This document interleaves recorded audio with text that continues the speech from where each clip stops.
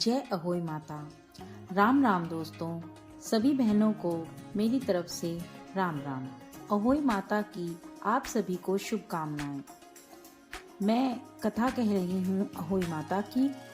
आप सभी हाथ में चावल के दाने, दूब घास और पानी की घंटी साथ में लें। आइए कथा शुरू करते हैं। एक साहूकार था जिसके 7 बेटे 7 बहू थीं और एक बेटी थी। सब कोई मिट्टी लेने को गई।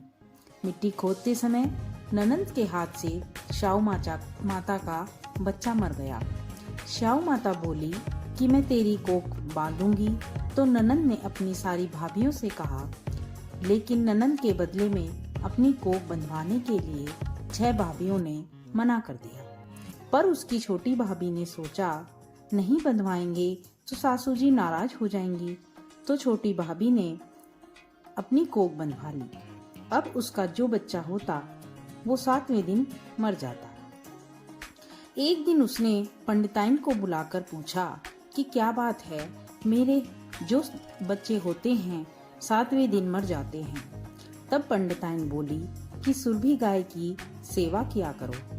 सुरभि गाय स्याऊ माता की सहेली है, वह तेरी कोख छोड़ देगी, तब तेरे बच्चा जिएगा। अब वह बहुत सुबह उठकर सुरभि गाय का सारा काम करती, उसके नीचे झाड़ू लगाती, उसकी सेवा करती। गौ माता बोली कि आजकल कौन मेरी इतनी सेवा कर रहा है, मेरी बहुएं क्या करेंगी, वो तो लड़ाई करती रहती हैं, आपस में झगड़ती रहती हैं। आज देखा जाए कि कौन सारा काम करता है। गौ माता ने खूब सुबह उठकर देखा कि साहूकार के बेटे की बहू जो सारा काम कर जाती है। गौ माता बोली कि तुझे किस चीज की इच्छा है, तू जो इतना काम करती है, मेरी सेवा करती है, मेरे नीचे झाड़ू लगाती है और मेरा काम करती है, मांग क्या चीज मांगती है, मैं तुमसे बहुत प्रसन्न हूँ। तब साहूकार की बहू बोली, मुझे वचन दो। गौ माता ने उसे वचन दिया। तब साहूकार की बहू बोली कि शाहू माता तुम्हारी सहेली है और शाहू माता के पास मेरी कोख बंधी हुई है, उनसे मेरी कोख छुड़वा दो। फिर गौ माता उसे 7 समुंदर पार अपनी सहेली के पास ले जाने लगी। तो रास्ते में धूप थी, इसीलिए वह एक पेड़ के नीचे बैठ गई। थोड़ी देर में वहां पर सांप आया। पेड़ पर गरुड़ पंखनी का बच्चा था जिसे वह डसने लगा। तो साहूकार की बहू ने सांप को मारकर डाल के नीचे फेंक दिया और बच्चे को बचा लिया। गरुड़ पंखनी आकर साहूकार के बेटे की बहू को चोंच मारने लगती है। तो साहूकारनी बोली कि मैंने तेरा बच्चा मारा नहीं है, बचाया है। सांप तेरे बच्चे को मार रहा था, मैंने तो तेरे बच्चे को छिपाया है। तब गरुड़ पंखनी बोली, मांग क्या मांगती है। वह बोली कि 7 समुंदर पार शाहू माता रहती हैं, हमें तो तुम उनके पास पहुंचा दो। गरुड़ पंखनी ने अपनी पीठ पर बैठाकर दोनों जनों को शाहू माता के पास पहुंचा दिया। शाहू माता बोली कि आ बहन, बहुत दिनों बाद आई है, मैं तेरे सिर में जू हो गई हैं। तो गौ माता बोली कि मेरे साथ जो आई है, इससे जू निकलवा लो। तो साहूकार की बहू ने उसकी सारी जू निकाल दी। शाहू माता बोली कि तूने मुझे बहुत ठंडक पहुंचाई है, तूने मेरे सिर में से जू निकाली हैं। तेरे 7 बेटे 7 बहू हों। बहू बोली कि मेरे तो एक भी बेटा नहीं है, 7 बेटे कहाँ से होंगे, जो बेटा होता है वह 7वें दिन मर जाता है। शाहू माता बोली, क्यों नहीं होंगे। तब वह बोली कि मुझे वचन दो।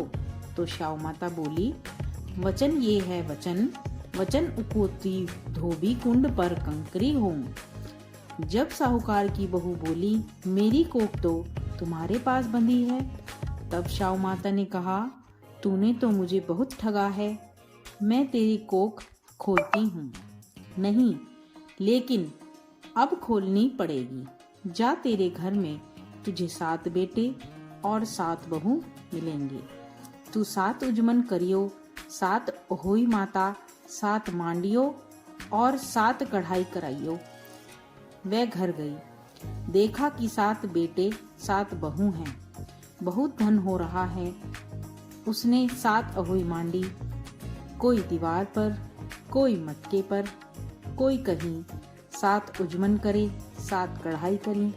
उधर सारी दौरानी जिठानी कहने लगी, जल्दी जल्दी चौका पूजा करो, नहीं तो दौरानी रोने लगेगी। थोड़ी देर में उन्होंने अपने बच्चे को भेजकर दिखाया कि जाओ देखकर आओ, वह आज रोए क्यों नहीं। वह देखकर आकर बोला कि चाची तो अहोई मान रही है, खूब उजमन हो रहा है।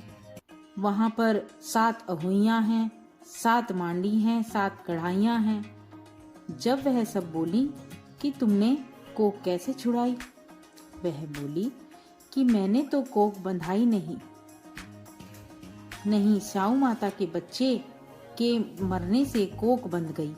अब शाऊ माता ने मुझ पर दया करके मेरी कोक खोल दी है।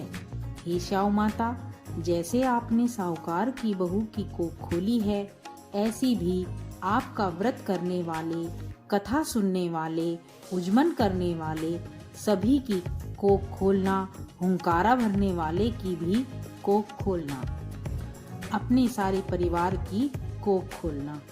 जय अहोई माता, जय अष्टमी, जय गणपति भगवान।